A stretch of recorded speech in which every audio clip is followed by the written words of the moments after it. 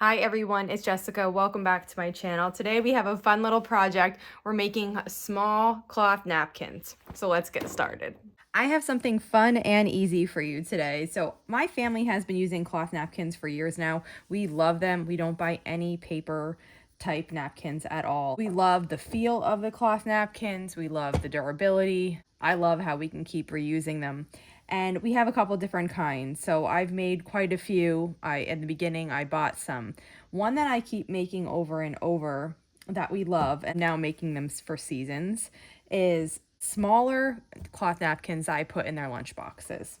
I've done this from yardage before, and I've also done it from layer cake squares. And with layer cake squares, it literally couldn't be simpler. I needed to open this layer cake to get out some black and cream fabric for a quilt that I'm making. I'm going to be making a ghost quilt. The pattern's called Ghost Party. I think it's by Woolly Petals. It's super cute, and I'm planning on making one of those. So I wanted the blacks and the whites from this layer cake, so I opened it. And now I'm left with quite a few of these colored prints from here. And some of them I'll just put in my scrap basket to be used, but I also wanted to make some napkins because I actually don't have any Halloween napkins or even fall. I'm gonna do it, and I wanted to show you how. For each napkin, you'll need 2 layer cake squares. I love this print. This layer cake was from a long time ago, so you won't find it anymore, but I've had it in my stash for a while, and I'm glad to be getting it out. And then basically you just pick whatever other one you want to go with it. I think this one's pretty cute. So you put the 2 layer cake squares right side together. Now sometimes I find that with the layer cake squares, they're not exactly perfectly square. So you just need to take the time to match them up the best they can. And then what you're going to do is sew all the way around the outside, leaving a space for turning. So I usually, if I leave this space right here open for turning, I'll start sewing over here. And I back stitch at the beginning, and then I sew all the way around with a 1/4 inch seam allowance. You can sew straight off the edge and then come back on the edge on the next side, or you can turn like I just did. Either way works just fine.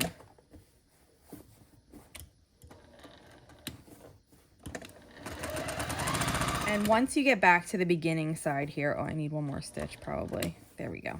Once you get back to the beginning side here, keep in mind you're leaving a part open for turning. So I back stitch and then I cut it. And now you can see I have this section open here, but everything else is stitched all the way around. At the corners, I go ahead and cut those off like this. Don't cut through your stitches, but cut close. And this is just so you have less bulk in your corner when you're turning and trying to push the corner the right side out. Once you have those cut, you can just go ahead and you turn your napkin right side out. You'll need something to poke the corners out. I have just a paintbrush here. And you kind of just go right to the corner, poke it out nicely like that. If you poke too hard, you'll just bust through those stitches, and you might have to start over and just use a little bit of a bigger seam allowance to get that broken corner covered and fixed. And then after you have everything kind of poked out, it's time to press this. Seriously, my point turner, my stiletto, all those things, I like lose them so often. That's why I'm always using something like a paintbrush. Actually, my favorite thing to use for something like this is a crochet hook, but all misplaced at the moment. So I just took my little paintbrush in here and I stuck it in the hole, and then I guided it along this side. And what that does is it gives you this nice sharp edge. And then you can take your iron and just set it on that edge to press it really well. And now you can see this edge is really nice. And then I do that for all of the edges in the napkin. The edge that's opposite the start is the hardest because it's so far away. But it's okay if you scrunch the back of the napkin up just to get to this. And then what I usually do is just kind of hold my fingers on the seam. There, that made it really nice. And then I will grab the iron and press it. And then I like to work on the right because I'm right-handed, so I'll flip the napkin over to do this remaining side. And I kind of just guide it down there, pressing against the seam, and then press it. Now the last thing we have is this front one. So for this one, I just give it a little press on each sides. And then what I usually do is I tuck it in like that, and then I give it a tug, just a gentle tug. What that does is it helps straighten everything out so that when you press this down, that open spot is in line with the seam fold. So now you can see, you can't really tell that that part's open. It is. We're gonna sew it closed now, but it's nice and in a straight line. So back to the sewing machine. And now we just need to sew around the outside again to close the opening, but also just to give this a nice little finish. You can choose how far you want to go from the edge, not more than 1/4 inch because you want to catch this because it's open, but anywhere from 1/4 inch to the edge you can decide. And you can decide how big you like your stitches. Also, you can experiment with long stitches, short stitches, and see what you like the best. I just start sewing, back stitch a little bit, and then sew on here. I tend to get pretty close to the edge on this, like less than 1/8 of an inch, I would even say. Sew to the corner and pivot, and then keep sewing all the way around so you get back where you started. Back stitch, and then you can cut your thread.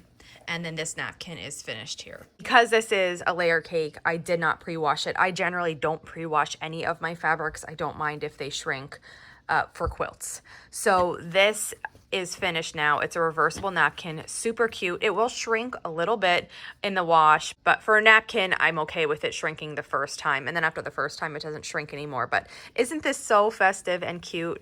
Really cute to pack in a lunchbox. My Quilt Guild is having a fundraiser this fall.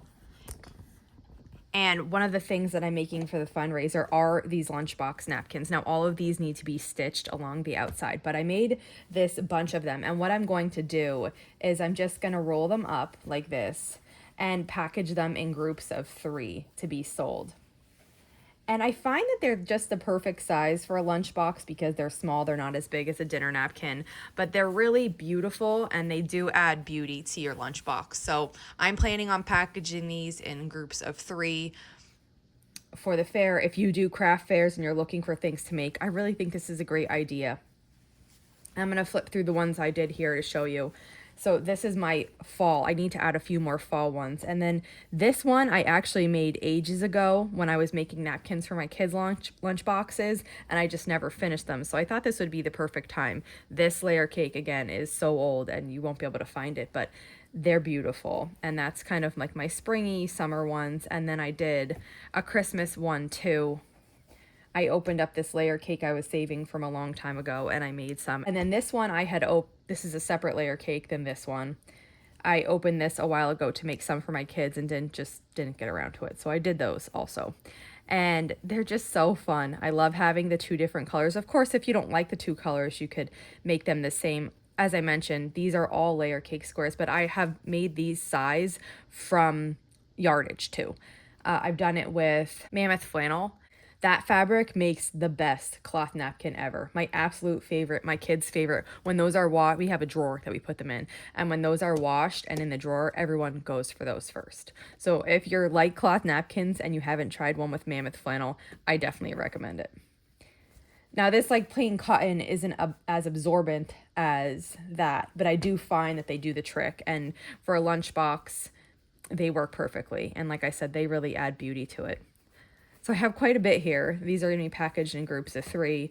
And then I have another pile for my kids with some of each of these fabrics that will go in our napkin drawer. I'm going to make a couple more of these Halloween ones, and then I'll show you what they look like.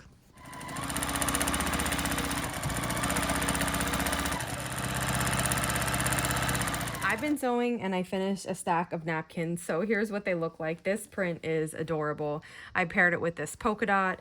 Then I have candy corn with a plaid. These adorable kitties with an orange plaid. This is a light purple candy corn and I paired it with the matching dot the floral again in green, and this time I paired it with this dark green dot. More kitties with candy corn, the green dot with more kitties, the green kitty cat with the moon and stars print, and then this gingham with the candy corn. So I have a good stack of these going now. I'm gonna get these washed, and then soon I'll be using these in my kids' lunch boxes. That's it for today. If you have any questions on these napkins or any of the cloth napkins that I make, just let me know in the comments. And if not, I'll see you back here soon. Thanks for following along.